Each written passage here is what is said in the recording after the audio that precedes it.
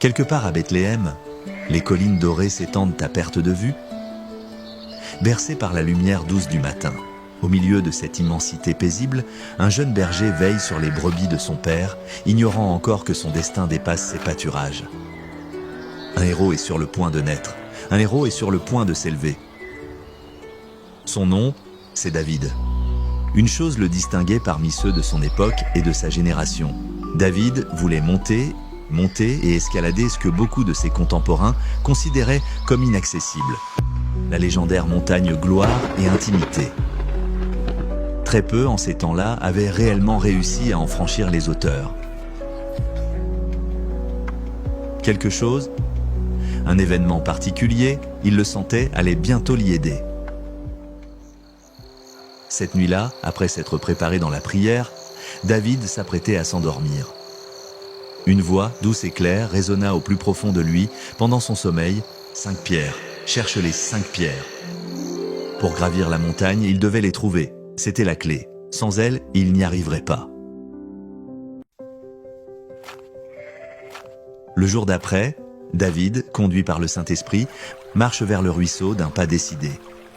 C'est là. Il le sent. Il s'agenouille à cet endroit précis. Il plonge la main dans l'eau froide, les yeux scrutant les pierres lisses au fond. Il saisit la première pierre, David, souriant, murmurant « Mamadou Karambiri ». La deuxième, Ivan Castanou. La troisième, Marcelo Tunassi. La quatrième, Grégory Toussaint. Il tient la 5e un peu plus longtemps. Mohamed Sanogo.